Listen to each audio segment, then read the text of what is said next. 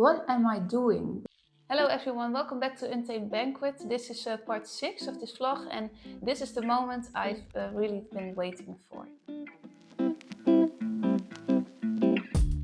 Last time we explored the shadows, we added depth, tension and a few unexpected guests.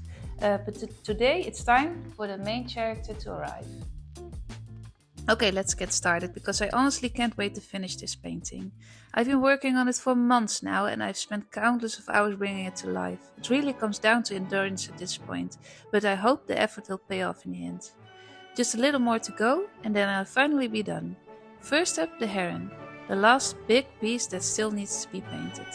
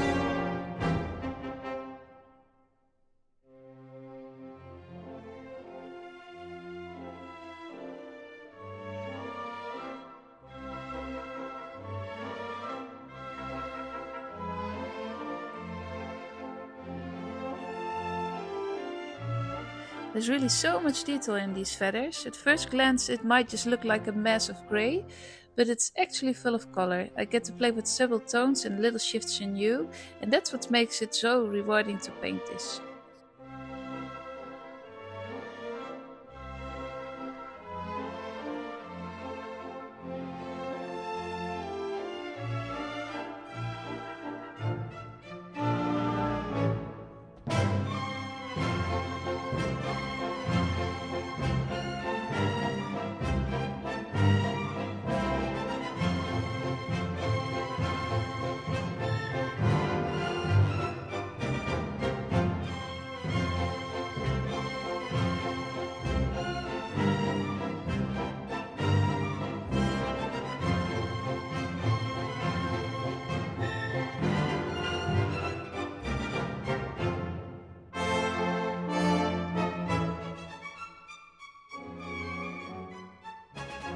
The heron was the part I was both most excited about and a little bit nervous to start, because it really has to belong in the scene, not just sit there like a sticker, especially around the leg where it grips the lobster.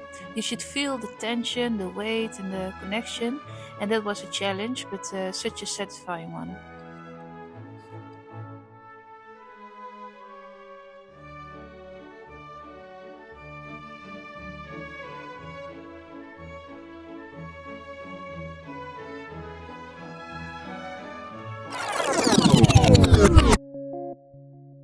Okay, I'm going to be totally honest with you guys because the painting is nearing its completion and I can't help but feel this wave of uncertainty creeping in because of course I'm proud of what I do and I genuinely enjoy everything, every part of the process of this painting.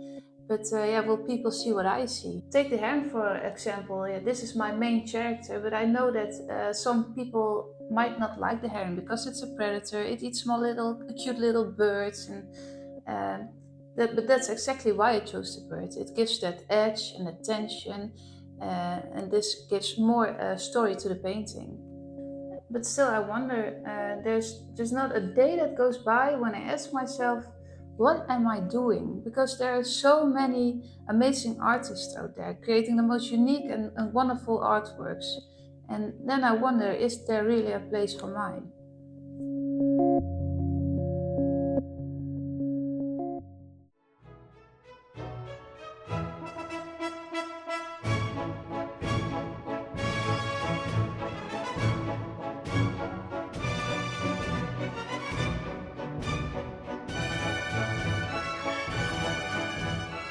And now I finished the heron, am going to paint a few butterflies.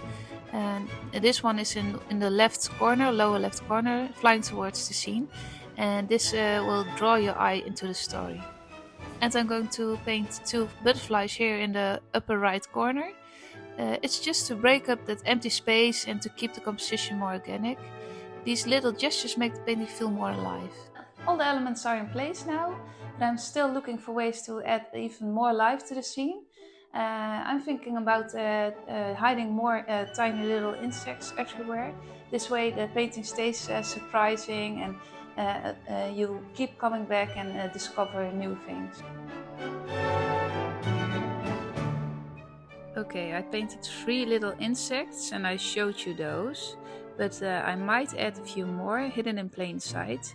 But I won't show you all of them though, because some secrets are just for me. And I'm going to show you a little trick I always use. You have to make sure your painting is dry enough for this, but you take a cloth and you make it a little bit damp. And I'm going to show you, you gently wipe it over the surface. It gives you a preview of what the painting will look like once it's varnished.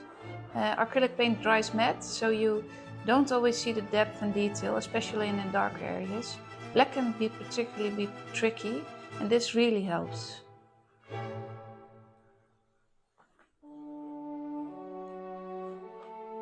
Here you can see a little problem area.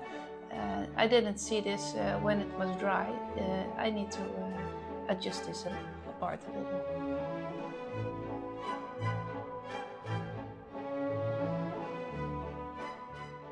And with this damp towel trick I go over the entire painting, not just to see how the colors will pop, but also to check if everything still feels balanced. It helps me to decide if I need to adjust the shadow here or brighten the highlight there. Just those final touches to make sure everything is exactly where I need it to be.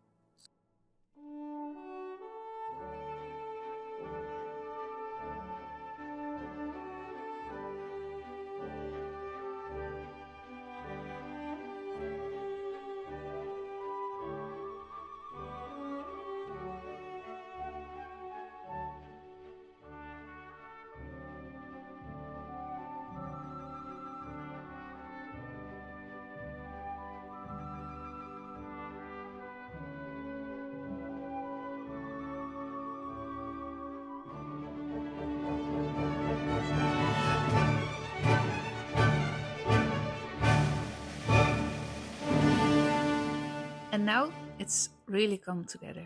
I'm happy, especially with the heron. It felt like the missing piece, and now the whole story is here.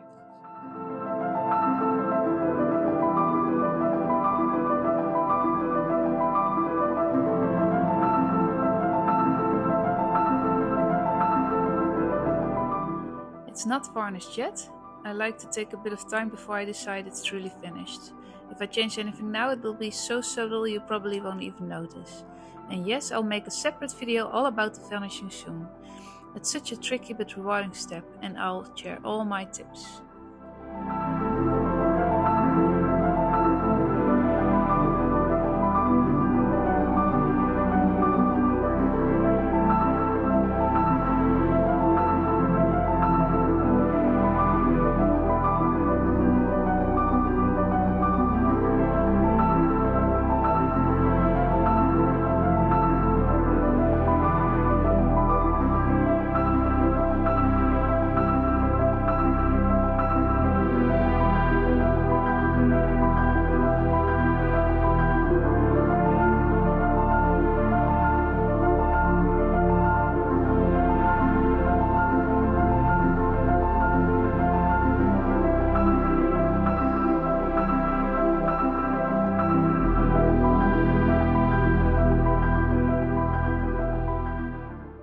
really happy with the way the painting has turned out, but of course I'm very curious what people will have to say about my painting.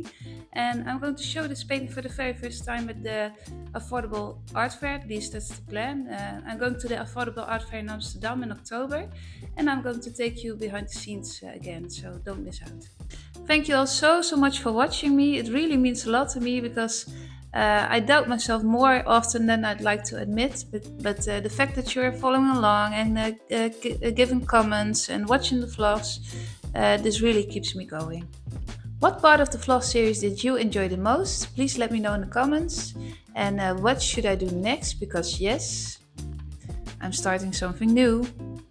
Curious how I varnish my paintings and make the colors really pop? I'll show you a separate video very soon. Don't miss it.